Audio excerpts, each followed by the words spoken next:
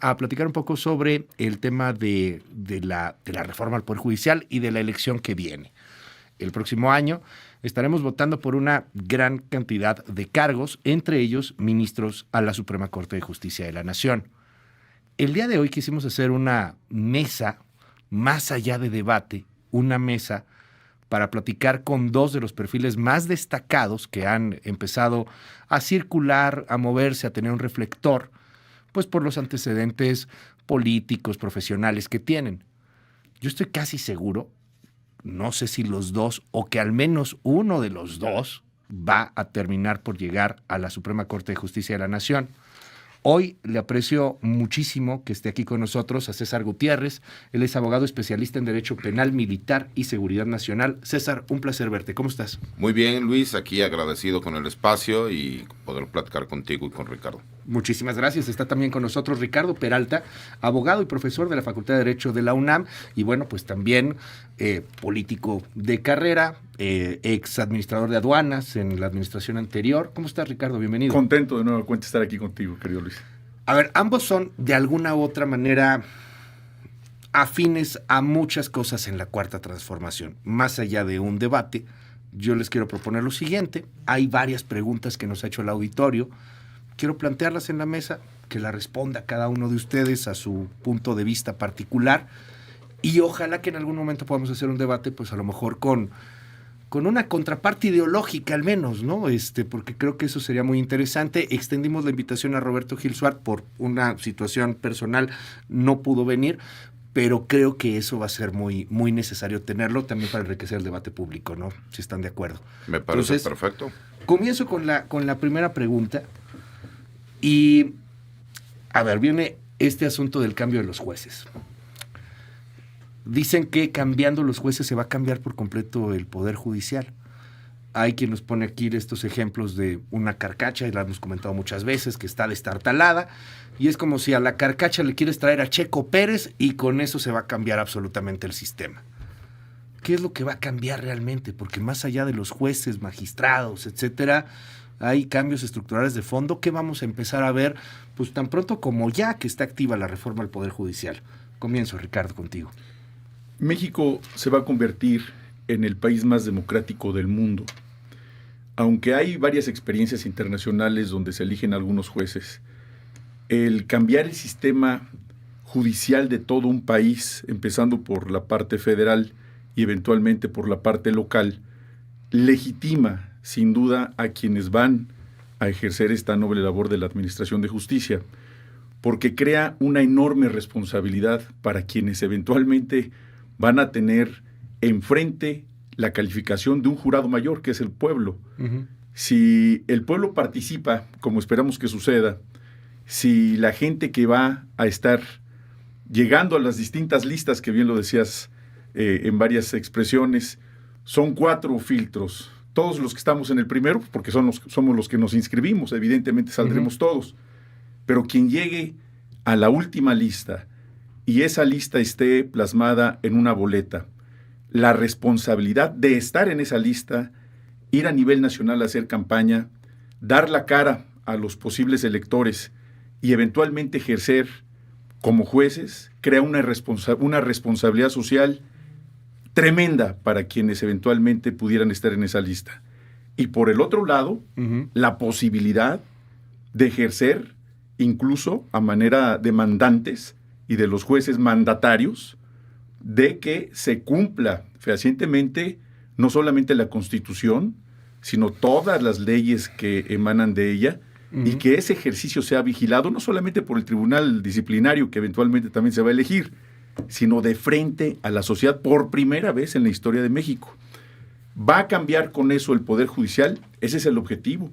Hoy la percepción del Poder Judicial, de toda la gente que hemos participado como litigantes, como académicos, como servidores públicos, los que hemos estado dentro de un proceso, uh-huh. ya sea de materia familiar, civil, penal, insisto, en cualquiera de las formas, hoy no hay una buena percepción del Poder Judicial y algo se tenía que hacer, como se están haciendo en otras materias en el país y que se tiene que seguir avanzando en esa enorme transformación que en este caso correspondía al Poder Judicial. Si se elige al Poder Ejecutivo, uh-huh. si se elige al Poder Legislativo, ¿Por qué no entrarle a ello? Que además ya está en la Constitución. Hoy hablar de una reforma es a toro pasado. Ya está en la Constitución. ¿Qué nos dice, César? ¿Qué cambia radicalmente más allá de las personas que van a estar ahora a cargo como jueces? ¿Qué hacemos con esa carcacha que para muchos sigue destartalada? Pero fíjate, tú lo ves como una carcacha que le traes a Checo Pérez y no va a funcionar. Yo lo veo distinto. Yo mi primer carro no fue un carro del año. A mí me dieron un Volkswagen modelo 76 y yo me ponía los fines de semana a arreglarlo, a cuidarlo.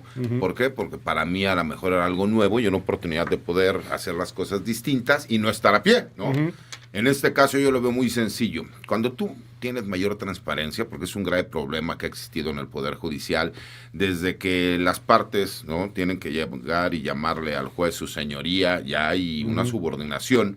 Y además el hecho de la famosa corrupción institucionalizada, que esa no se puede negar. ¿Y por qué llamo corrupción institucionalizada? Porque ya la vemos como algo normal, ¿no? Que por economía procesal tienes que ir y dar una dádiva para que te hagan el oficio o para que se lleve a cabo la notificación. Y si bien es cierto, eso es mucho más común en el fuero común, ¿no? En el foro federal también suceden este tipo de cosas. Y además, me parece que la transparencia que tiene que existir es muy importante. Muchísimas veces nosotros no conocemos, ¿no? A lo mejor en mi caso como abogado postulante, litigante, que tengo más de 20 años, yo puedo tener más o menos una idea, ¿no?, de la tendencia para emitir resoluciones de algún juzgador. Pero para la mayoría de las personas que a lo mejor es la primera vez que les toca estar en un proceso judicial, les complica porque para ellos estamos hablando de lo más importante, puede ser su familia, sus bienes, su libertad, el patrimonio, etcétera. Entonces, cuando tú te das cuenta que puedes tener la oportunidad, no solo de que las personas las cuales van a llegar a ser juzgadoras puedan hacer campaña, los puedas conocer, puedas saber quiénes son, tampoco es como decían es que con 5 cartas de recomendación ya tú puedes ser juez. Imagínense ver a Cuauhtémoc Blanco. No, hay una serie de requisitos que la Constitución ya establece para que tú puedas participar y para que puedas ser candidato. Yo en este momento te agradezco el comentario, pero yo te puedo decir que ni Ricardo ni yo tenemos seguro ni siquiera pasar a la siguiente etapa. Bueno, ¿no? tienen la tómbola, ¿no?, que está ahí en medio. Pero acuérdate que van pasando varias etapas, ¿no? Esperemos que se puedan dar las cosas de forma positiva, que podamos llegar y pasar todavía esa situación de la insaculación por medio de la tómbola, y entonces sí poder hacer campaña de forma directa y que la gente les convenza a lo mejor las propuestas que nosotros tengamos. Para mí es muy importante la transparencia. Creo que eso es muy importante, el que la gente sepa qué suceda. Y 2, que los abogados dejemos de ser tan alzaditos, ¿no? Que podamos hablar con un lenguaje mucho más sencillo que la gente nos pueda entender. Yo puedo entender que entre abogados y en una audiencia, pues utilicemos ese lenguaje, pero cuando estamos hablando con la ciudadanía, con las personas, que podamos explicar, me parece que ahorita hemos visto que sí se podía hacer. Hemos visto a muchos jueces, a muchos magistrados, a muchos ministros y ministras que sí han tenido apertura, que sí salen a medios de comunicación, que sí explican las resoluciones, situación que nunca lo habíamos podido ver. Hay una transformación, dicho políticamente. Hay una cuarta transformación. Esta reforma viene del López Obradorismo y del movimiento político en México denominado Cuarta Transformación. Dicen los nuevos jueces, de alguna u otra manera, pues van a deber algo a esta transformación. Su voto a la transformación. Viene una creación de un tribunal de disciplina judicial. Hay quien le dice, es un tribunal inquisitorio, cuidadito con el juez que se porte mal, cuidadito con el juez que tenga un fallo que no deba de ser, de acuerdo a quién. Y de ahí se cuestiona la autonomía al Poder Judicial. Dicen que con esta reforma y que con los nuevos jueces no veremos a ningún juez fallando en contra del gobierno, que va a estar imposible poderle ganar un pleito al gobierno en cuestión que quieras, ¿no? Fiscal, electoral, de embargos, de expropiaciones, lo que sea. ¿Qué decir frente a ello? ¿Es cierto? ¿No es cierto? ¿Cómo lo ven ustedes? ¿Van a poder fallar contra el gobierno si alguno de ustedes termina por ser ministro? Yo creo que más allá de un tema ideológico es un tema de convicción, Luis. Los que creemos que México debe de continuar cambiando, creemos también en el poder de la Constitución. La Constitución tiene más de 800 reformas, prácticamente 7 veces más que los propios artículos que la integran. Y eventualmente tendremos que tener una nueva constitución para un nuevo país, frente a los retos nacionales y los retos internacionales. La idea de fallar en contra del gobierno no es el objetivo como tal. Lo que se tiene que hacer es respetar la Constitución y poner en el centro de la Constitución a la gente. Y eso es lo que no ha ocurrido en la historia del país. Se ha convertido en una justicia de élite. Quien no tiene influencias, quien no tiene recursos económicos para pagar un abogado, prácticamente está fuera de la aplicación del derecho de la justicia. Y hoy por hoy, no solamente en el uso del lenguaje, lo vemos en clases. Soy profesor de la Facultad de Derecho hace casi 2 décadas, litigante hace más de 25 años, he trabajado para la entidad privada, para el gobierno federal, para los gobiernos locales, he sido Ministerio Público, conozco ambas partes del escritorio y sé lo que la gente siente. Conozco el país completito y he estado a ras de tierra. Y precisamente en los lugares más estigmatizados, en lo político, en lo económico, en lo social, es donde más cerca ahora se tiene que traer a la justicia. Se trata de acercar la gente a la justicia y que sea un derecho que no se tenga que exigir, que se tenga que ejercer de manera natural. Entonces yo creo que hoy tenemos que romper con la idea de que quienes están aspirando a ser ministros de la Suprema Corte tienen que tener una ideología. Por supuesto que en lo personal la tenemos todos, incluido tú. Sin embargo, en el ejercicio de la administración de justicia, la única Biblia debe de ser la Constitución y no más. ¿Qué nos dices, César Gutiérrez? Uno de los ejemplos que se ponen es el famoso Tren Maya, ¿no? Alguien fallaría en los nuevos jueces, en los nuevos ministros, en la nueva corte contra un Tren Maya, contra una obra que esté perjudicando a algunas personas, aunque el gobierno del cual emanan ideológicamente tenga pues a bien apoyar esa obra en particular, pues el ejemplo del Tren Maya, pero bueno, en el futuro habrá muchísimas otras cosas y habrá muchísimos otros gobiernos. ¿Puede un juez, un nuevo ministro fallar en contra del gobierno, aunque viene del gobierno? Si la razón y el derecho así lo señalan, por supuesto que lo puede hacer. A ver, lo importante es esto, mi querido Luis, la gente es quien va a votar por ti. Tú a la única persona que le vas a deber el hecho de ser juez, magistrado o ministro es al votante. Y es a quien le tienes que rendir cuentas. El que se habla de un tribunal de disciplina también es para que no veamos resoluciones que son completamente ilógicas y que no tienen razón de ser. Y el ejemplo que acabas de poner del Tren Maya, puede haber amparos que sí procedan, pero ¿cuántos amparos se presentaron de asociaciones civiles que están ligadas a grupos políticos opositores que no tenían razón de ser, no tenían legitimidad procesal para poder hacerlo y que era parte de la intención a lo mejor de algunos opositores para que el gobierno no pudiera tener ese tipo de éxito? Pero no vayamos tan lejos. A ver, ¿cómo se nombraban a los ministros de la Suprema Corte de Justicia de la Nación? Porque hablan muchísimo de la carrera judicial. Con el debido respeto, muchos ministros nunca tuvieron carrera judicial. Y muchos de ellos terminaron siendo buenos ministros y con buenos criterios jurídicos. Y hubo otros que sí venían de carrera judicial y la verdad es que como ministros dejaron mucho a deber. Pero una realidad es que esos ministros también tenían un grupo cercano de jueces y de magistrados que cuando iban a estos famosos exámenes de oposición, pues la verdad es que eran los que terminaban siendo beneficiados. Claro, hay historias de éxito en donde muchísimos jóvenes que llegaron, ¿no? Como meritorios, terminaron obteniendo una plaza de juez y posiblemente hasta de magistrado por mérito propio, sin tener ningún padrino. Pero es 1 entre 100, ¿se me explicó? Esa es una realidad que no se puede cambiar.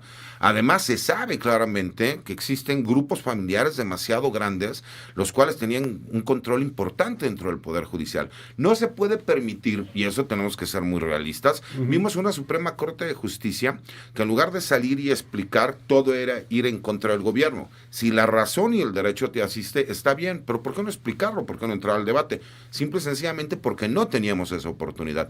Me parece muy importante incluso cambiar el formalismo.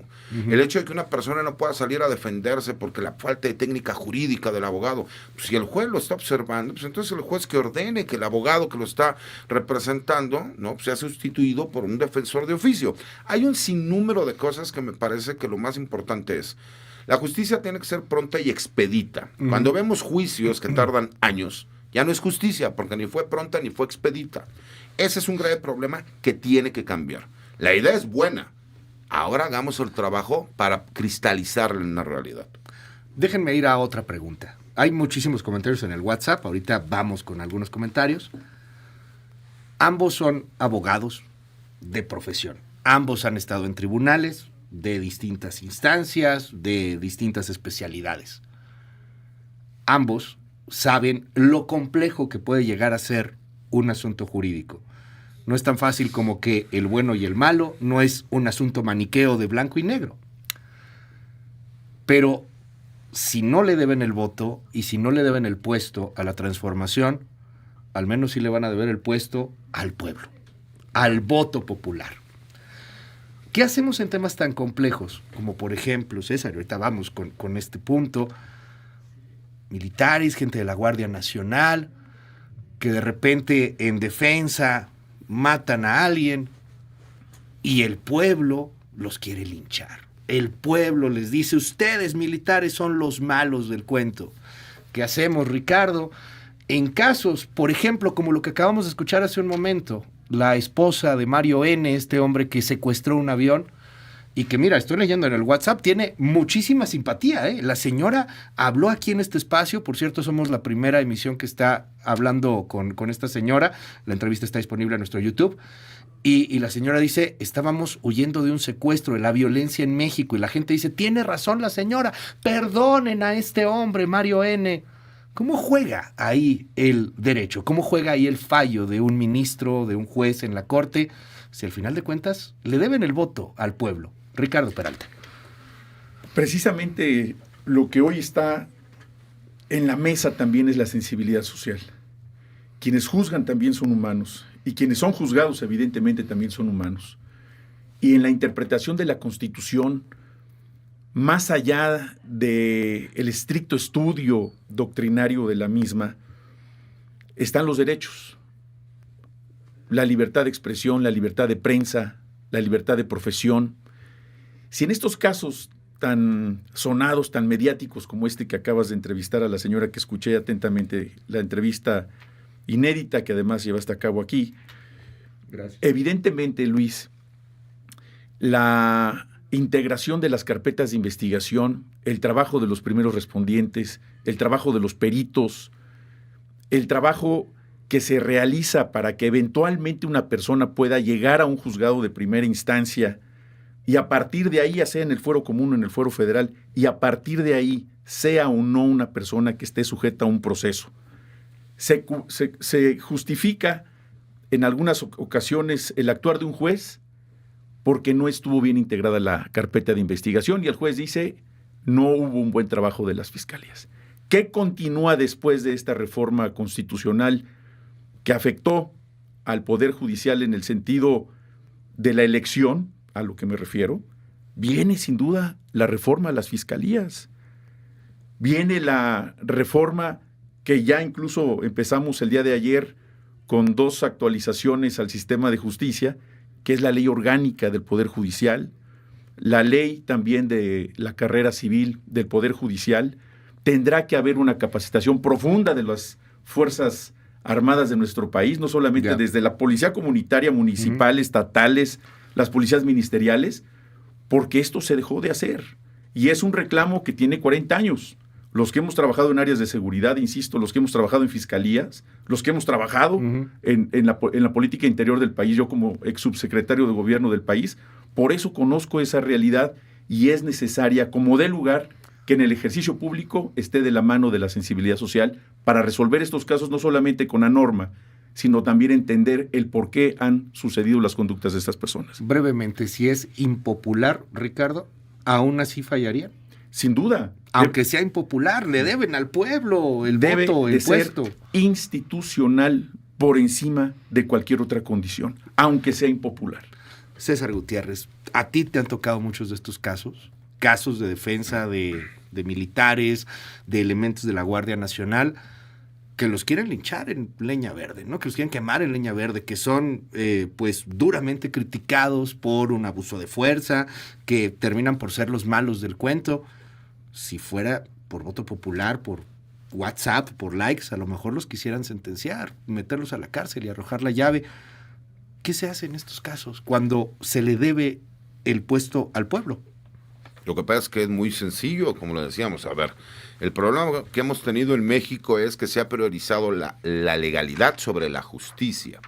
Y no hay que mezclar los temas, ¿no? Me parece que hay materias en donde es importante la justicia por encima de la legalidad y hay otras materias en donde no. Tiene que ser la legalidad encima de la justicia. Yo como hombre de izquierda, rojillo, chairo, ¿no? Algunos dicen que fifí, pero chairo al fin, que Sí, vengo porque de una ya educación donde mi abuelo, el padre de mi papá, fue teniente coronel en el Ejército Liberador del Sur, ¿no? Por medio, peleó al lado del general Zapata, o por el lado de mi mamá, que mi abuelo fue el primer fundador de la secundaria en Mérida, afuera de Yucatán, misma que se llama Carlos Marx, ¿no? Pues te demuestra que es el tipo de educación que he tenido. Para mí es muy sencillo. ¿En qué sentido? Una cosa es la parte en donde la gente esté en contra de un personaje. Lo acabas de hacer con la entrevista que hiciste hace rato. Te lo dije, felicidades, se me hizo buena entrevista. Claro que escucha lo que está viviendo la señora, y eso no quita que para mí en la aplicación de la ley él sí cometió un delito. Pero también haría una valoración de carácter psicológico y trataría de entender todo el contexto de qué fue lo que sucedió. Lo mismo pasa en este tipo de asuntos que son tan complicados, ¿no? Incluso yo he sido duramente criticado porque yo sigo señalando que las acusaciones que han hecho, ¿no? Por la desaparición de los 43 de Ayotzinapa no son conforme a lo que existe en el expediente judicial. Una cosa es lo que vemos en los medios de comunicación y otra cosa es lo que sucede ahí. Y por ética profesional decidí no llevar el asunto cuando fui uno de los primeros abogados que fui consultado para llevar. ¿Por qué? Porque tiene también que ver con la ideología.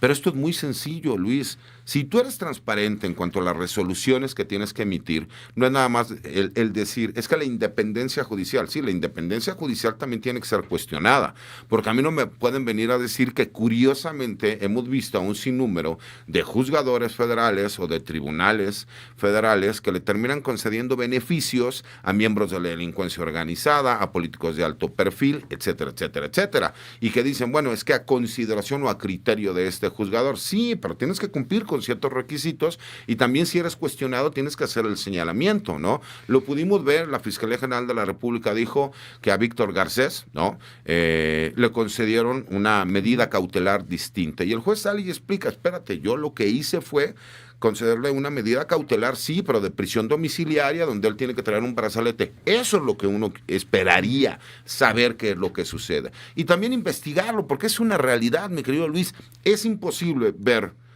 el tipo de vida que se dan muchos juzgadores, muchos magistrados y muchos ministros con los recursos que única y exclusivamente cobran como funcionarios públicos. Es imposible justificarlo. Y eso se tiene que investigar también.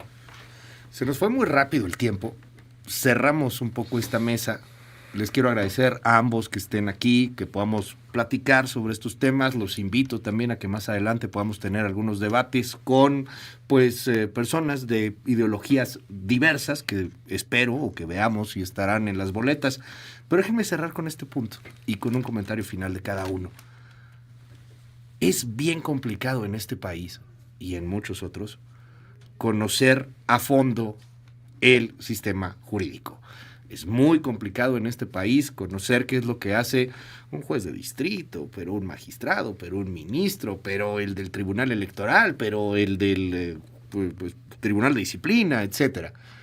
Hemos salido a la calle varias veces, hemos preguntado si alguien sabe la diferencia entre senadores y diputados, por ejemplo, si sabe lo que hace el presidente municipal o el regidor, si conoce el nombre de su diputado local o federal, y la verdad es que la gran parte de las personas en este país no lo conocen, no tienen ni idea. Imagínate quiénes son los jueces de distrito que te corresponden, o del foro común, o magistrados, ¿Qué etcétera. esperan en esta votación? O sea, ¿creen que realmente la gente va a salir a votar? ¿Va a haber millones? Va a haber millones definitivamente, pero ¿cuántas personas saldrán a votar? ¿Realmente entusiasmará esto? ¿Realmente habrá un cambio, un compromiso de la sociedad sobre esta reforma? Para cerrar, Ricardo, te pregunto eso y lo que quieras comentar. Ricardo Peralta. Por sus actos los conoceréis. Y me refiero al derecho de las personas. Tenemos en este momento una crisis que todavía no llega, pero que seguramente llegará, que tiene que ver con la expulsión de nuestros mexicanos, valientes mexicanos, en el exterior. Más de 40 millones de mexicanos viven en el exterior, principalmente en los Estados Unidos. Los derechos de cada uno de ellos, no solamente al trabajo, a la salud, a la vivienda. ¿Qué va a pasar cuando lleguen a México? Hay voces en el empresariado que podrán ser empleados muchos, pero son millones los que podrían llegar a nuestro país.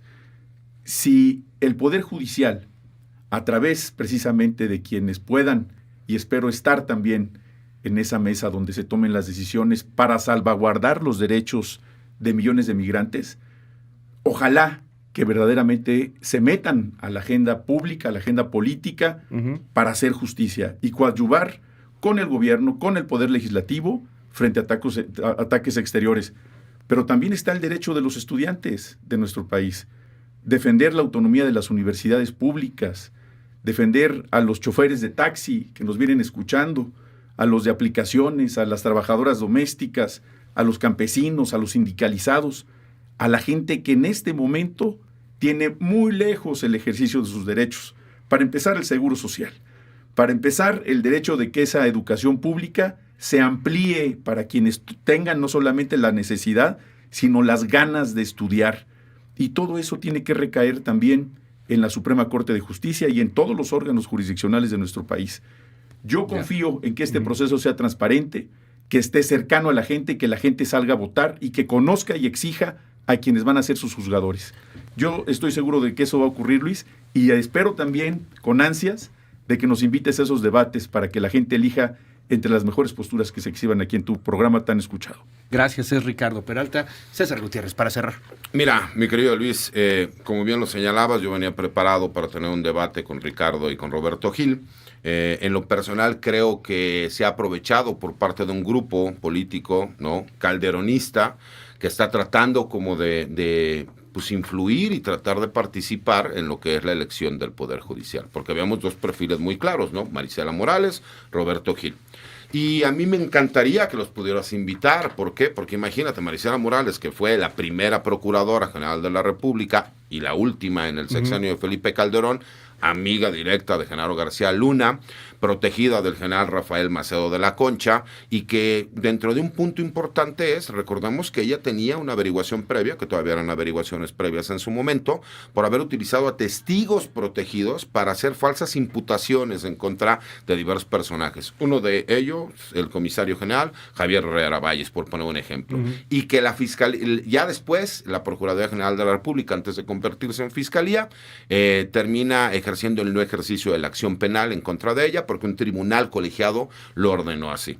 Y un personaje como Roberto Gil, que más allá, ¿no?, de que ha sido investigado por la Unidad de Inteligencia Financiera, que fue secretario particular, ¿no?, también de Felipe Calderón, que ya ha sido senador, legislador, hay una cuestión que me parece muy importante. Tampoco se dio cuenta que Genaro García Luna era un narcotraficante. Pero hay un punto también que incluso viene en los mismos requisitos. Y te lo quería yo compartir, ¿no? Y lo hago público porque él también ha hecho algunos comentarios sobre mi persona, en donde aquí tengo la sentencia y lo voy a subir a mis redes sociales y te lo voy a enviar también, donde el 15 de abril del 2011 él es condenado, se me explicó, por delitos de lesiones, ¿no?, dolosas, y hay una sentencia que, si bien es cierto, fue conmutada por el pago de una multa, pero de 1 año y 6 meses, y a lo mejor Ricardo me desmentirá, pero según yo, dentro de los requisitos estaba el no haber sido sentenciado por un delito doloso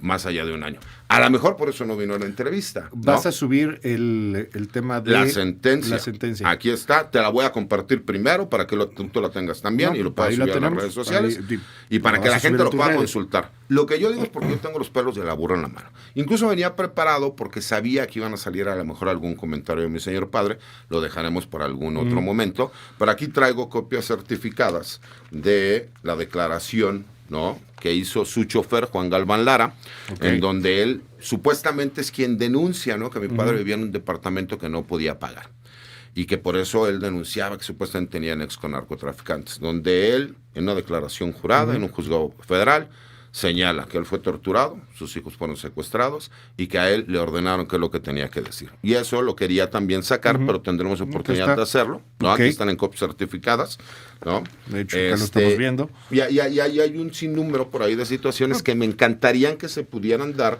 en cuanto a la discusión pública para que la gente supiera quiénes son los personajes por los cuales se podría votar para ser ministros, magistrados y jueces. Nada más aquí para poner el tema claro en la mesa, se invitó a Roberto Gil, no es que haya decidido no venir o sí venir, o sea, nunca se confirmó pues la entrevista, se extendió la invitación a muchos de los aspirantes que hoy día tienen gran reflector, entonces bueno, pues por supuesto que está abierto el micrófono absolutamente para todos, y lo que vas a subir, César, pues es fortísimo.